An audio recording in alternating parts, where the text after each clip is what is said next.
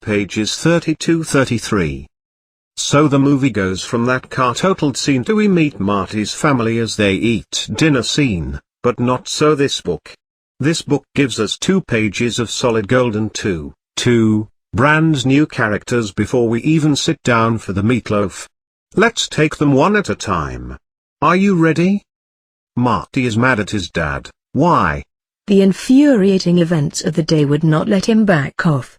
That's why, and so he's all. Did it ever occur to you to say no? And his dad is all. The fact is, I'm just not a fighter. And Marty is all. Just one time, say no. And then even spells it for him, N-O, and George shrugs and Marty thinks. I can't even get him to say no to the idea of saying no. And ha ha ha, isn't that silly? Okay, that weak source conversation is the cost of admission we all must pay to gain access to the next paragraphs, in which we go inside George McFly's head. Prepare yourself for raw emotional truths that will forever change you, as we discover the true motivations of this central figure in the BTTF story. George McFly turned away, finding it easier to look at the damaged front of his car than at Marty's accusing and disappointed eyes. He envied other men, macho types who taught their boys how to fight, encouraged them to be combative, stand up for their rights. These men invariably pushed their male offspring into organized sports, bragging when their boys won a big game, browbeating the lads when they took the final strike of the game with their bats on their shoulders. For his part, George McFly was secretly pleased when his sons Marty and Dave declined to take part in sports. At least he was off the hook. During his frequent moods of quiet self-analysis, George McFly managed to dissect his psyche, for he did worry about his own lack of grit. He thought it all went back to one occasion in grade school when he was accosted by the class bully. The bully had just punched his friend Billy Stockhausen, and for a split second George was so angry he literally saw the red that everyone talks and writes about. Stepping up to the bully, he pulled his fist back and couldn't strike. The bully merely smirked and walked away. And since that moment 35 years ago, George had wondered what might have happened if he had followed through. His happiest fantasy was that his single punch would have sent the bully into oblivion. But even if the bully had hit back and he had learned the give and take of combat, might not that have been better than the cowardly limbo, never take a chance attitude that George had trapped himself in all these years? Whoa. So not only has this book had everyone chatting up the 50s, but now we have it double underlined for us well in advance that maybe, just maybe, if George could punch a bully then he would be really happy and become a stronger person afterwards. Perhaps it could all still turn out differently, if only, one day, someone would step into the quantum leap accelerator and vanish into the past, leaping from life to life, setting things right that once went wrong? Perhaps. Or at least do something similar, given the constraints of the technology that is available to them. I already put foreshadowing in big bold font in the previous entry, so I can't do it again here, but imagine me doing that, and then handing these pages to someone unfamiliar with BTTF and saying, can you guess what happens after they go back in time to when his dad is a teen, and then when they say, oh, does he punch a bully and then become tougher, I snatch the pages away and say, are you a wizard? Anyway, Billy Stockhausen.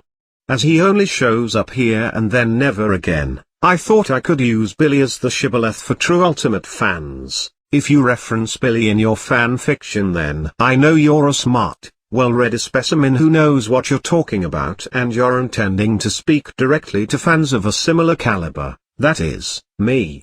Unfortunately all I found was this story, BTTF fanfic, hooray, and another story which uses the name but is a Criminal Minds police procedural fanfiction for some reason.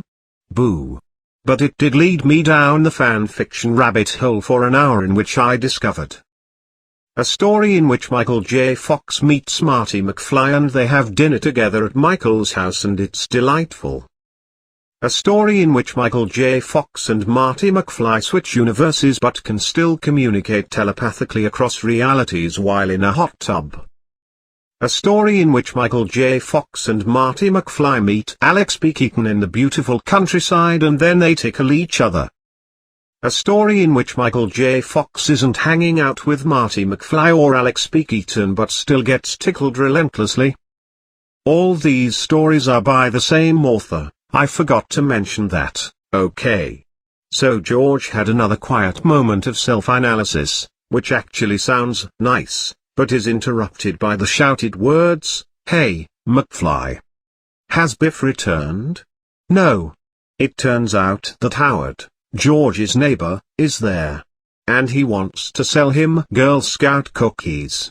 Howard is a 40-year-old, pot-bellied, generally unpleasant neighbor who, like Biff Tannen, spoke to George only when he needed something or wanted another person to berate. Wow, it's really not a good sign when the book itself introduces a character by saying, "Okay guys, this character is also Biff." So anyway, Howard and George talk about cookies. My kid's selling Girl Scout cookies. I told her you'd be good for a case.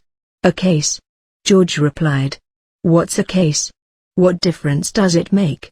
Howard shot back belligerently. 12, 24, 36. It's for a good cause, ain't it? Or do you want me to tell the kid you're a cheapskate? And though we all think the next line will be "Nobody calls me cheapskate," instead George just says, "Tell her I'm good for a case, whatever it is," and goes inside. Howard never shows up again, which is for the best, because why would we need a second Biff? Interesting thing about Howard. Number 1, Wikipedia says that a draft script reveals that Biff's middle initial is H for Howard, although his middle name was never mentioned in the trilogy. Which suggests that rather than dropping Howard they merged his essence into Biff, giving him Howard's name in memoriam. That was really sweet, Bob Gale.